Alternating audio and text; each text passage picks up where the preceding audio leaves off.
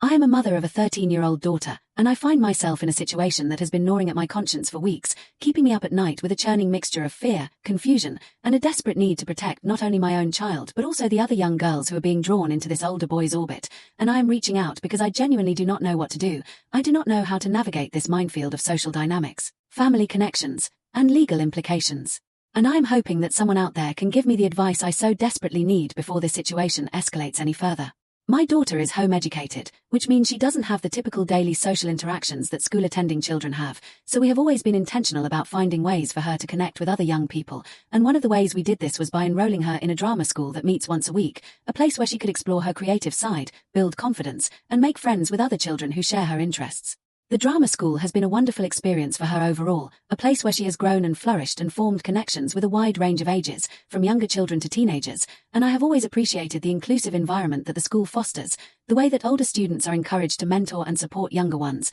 the sense of community that seems to permeate every aspect of the program. At first, everything seemed perfectly fine, even positive, when my daughter started talking about a few of the older boys at the drama school who had been kind to her, who had helped her find her way around the building when she was new, who had included her in group activities and made her feel welcome, and I was grateful for their kindness, for the way they treated my daughter with respect and friendliness without any hint of anything inappropriate, and I encouraged her to continue building these friendships because I believed, perhaps naively, that this was exactly the kind of positive social interaction she needed. My daughter has always been open with me, always coming to me to share what she talks about with her friends, what they say, what they do, and she told me about a boy who was 17 at the time, who she had been talking to on Snapchat and playing Roblox with, and it all seemed so innocent, so typical of teenage friendships in this digital age, that I didn't think twice about it. I just felt relieved that she had found another connection, another person who valued her company and wanted to spend time with her, even if it was in the virtual world of online gaming and social media. But as time went on, I started to notice subtle changes in my daughter's behavior,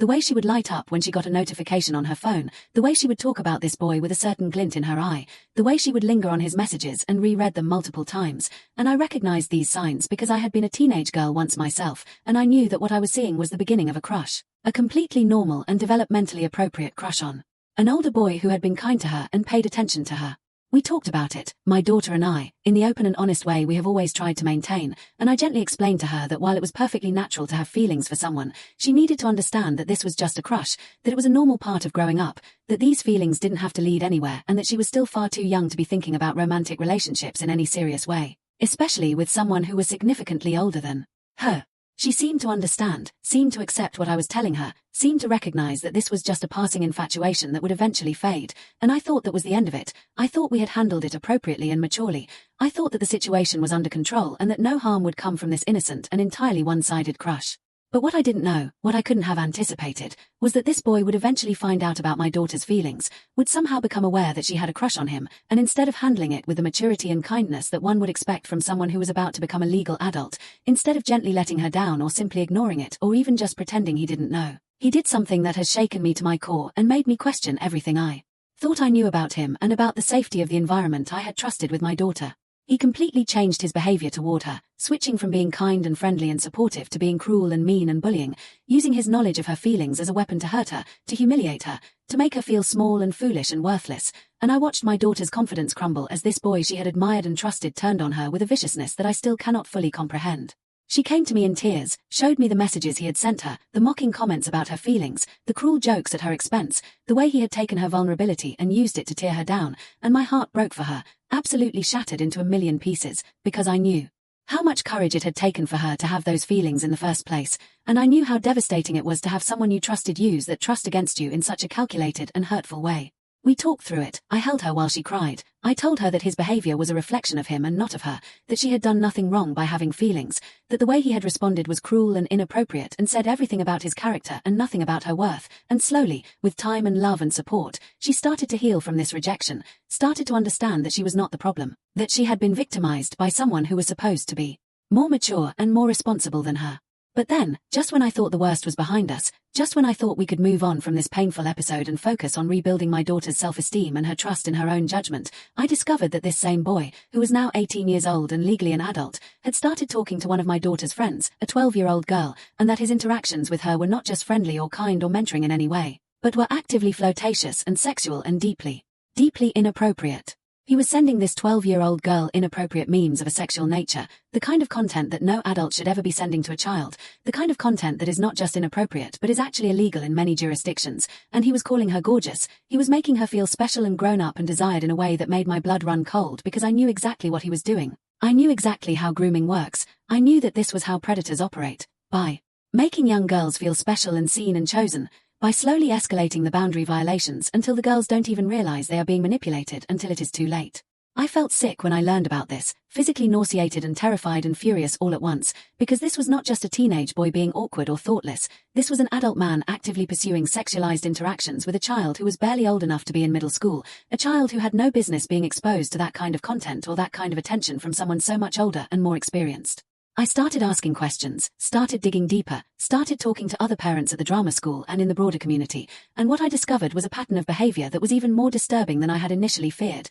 a pattern of this 18-year-old targeting young girls, flirting with them, sending them inappropriate content, and then inviting them to house parties where there was alcohol involved, where 12 to 15-year-old girls were being put in situations that were not only inappropriate but actually dangerous. I cannot even begin to express the depth of my horror when I realized the full extent of what was going on, the way that this young man was systematically preying on vulnerable girls, the way he was using his charm and his popularity and his position as an older mentor figure at the drama school to gain access to these children, the way he was creating situations where they would be isolated and vulnerable and more likely to be exploited, the way he was normalizing sexual content and alcohol consumption for children who were far too young to be dealing with either. And the most frustrating, the most infuriating, the most heartbreaking part of this entire situation is that everybody loves this guy. Everyone thinks he is wonderful and charming and a great role model for the younger students. Everyone seems completely blind to the predatory behavior that is happening right in front of their faces. And I don't know if I am the only one seeing it, the only one who is willing to acknowledge what is happening, or if other parents are also aware but are too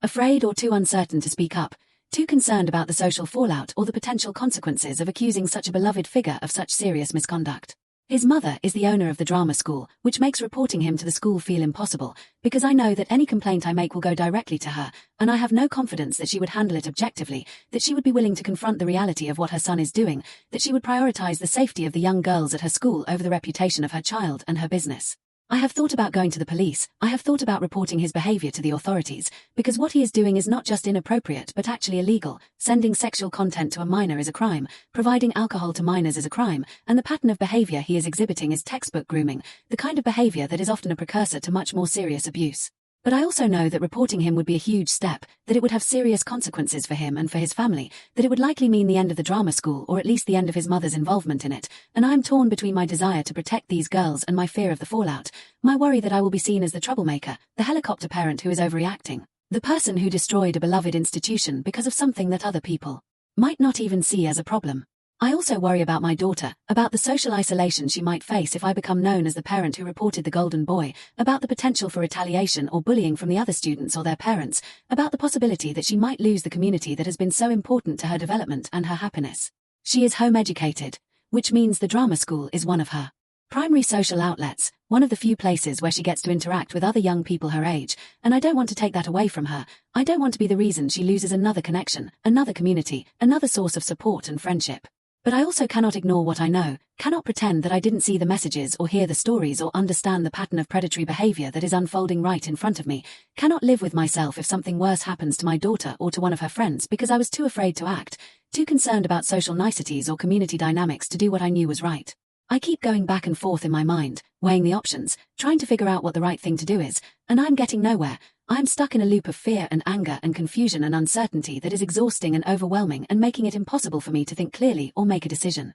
Part of me thinks I should just report him to the police, that I should not protect him from the consequences of his actions, that he is 18 years old and legally responsible for his behavior, that the girls he is targeting deserve to be protected from him, that the parents of those girls deserve to know what is happening so they can make informed decisions about their children's safety. Another part of me thinks I should first try to talk to his mother, to give her the opportunity to address the situation within the family before involving outside authorities, to see if she is willing to confront what is happening and take steps to stop it, to give her the chance to protect her son from the legal consequences that could derail his entire life. But I don't trust her. I don't trust that she would do the right thing. I don't trust that she would prioritize the safety of the girls over her son's reputation, and I worry that talking to her first would just give her time to destroy evidence, to warn her son, to spin the narrative in a way that makes me look like the bad guy and makes the victims look like they are lying or exaggerating or asking for it. I have seen too many cases where families protect their own, where parents refuse to believe that their child could do something wrong, where the victims are blamed and the perpetrators are shielded, and I don't want to put those girls in a position where they are not believed, where they are made to feel like they are the problem,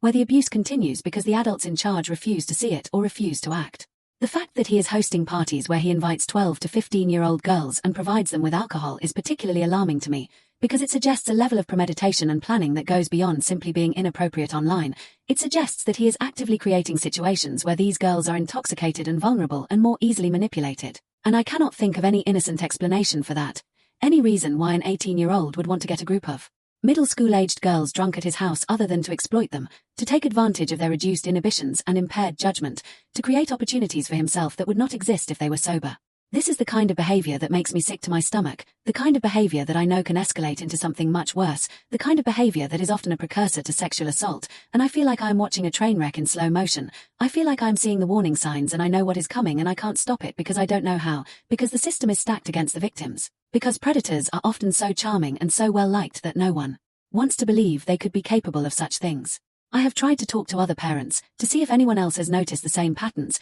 to find allies who could help me figure out how to handle this, but most of them are either completely unaware or they are in denial. They don't want to believe that someone they have trusted with their children could be a predator. They don't want to disrupt the social order or the community harmony or the comfortable illusion that their children are safe. A few parents have expressed vague concerns, have mentioned that they have noticed the boy is a bit too friendly with the younger girls, but they have quickly dismissed their own concerns, telling themselves that they are being paranoid, that nothing bad is really happening, that their children would tell them if something was wrong, and I want to scream at them that their children might not know something is wrong, that grooming works precisely because it feels so good, that the victims are often convinced that they are in a special, consensual relationship and that the adults in their lives wouldn't understand. My daughter, thank God, is safe, at least for now, because she has been hurt by this boy, has experienced his cruelty firsthand, and she is no longer interested in him, no longer has a crush on him, no longer sees him as someone to admire or trust, but she is still at the drama school, still in his orbit, still exposed to him on a weekly basis, and I worry that his bullying of her could escalate, that his anger at being rejected or at having been caught could turn into something worse,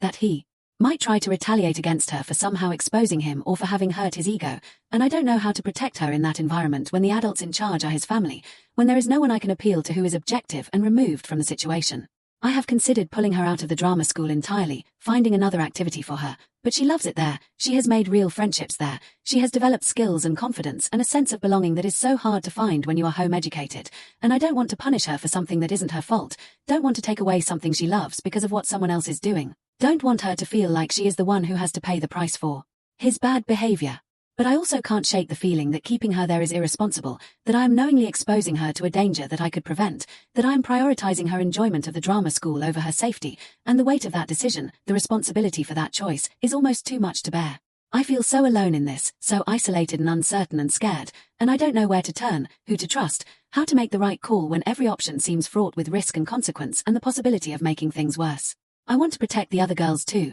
the ones who don't have mothers who are paying attention, the ones who are being flattered and groomed and manipulated without anyone realizing it, the ones who might be at a party right now, drinking alcohol that was provided by an adult, in a situation that could easily turn dangerous, and I feel like I have a moral obligation to do something, to speak up, to stop this before it goes any further, but I don't know how to do it in a way that will actually work, that will actually protect them rather than just making me feel better about having tried. I am asking for advice because I genuinely don't know what to do. I have never been in a situation like this before. I have never had to navigate the intersection of community loyalty and child safety, never had to weigh the potential consequences of reporting someone against the potential consequences of staying silent, never had to decide whether to trust my instincts or to trust the social consensus that everything is fine. Should I report him to the police, even though I know it will likely destroy the drama school and cause huge upheaval in the community? Should I try to talk to his mother first, giving her the chance to handle it privately, even though I don't trust her to actually do anything about it? Should I talk to the parents of the other girls, trying to build a coalition of concerned adults who can collectively pressure the school or the family to address the situation?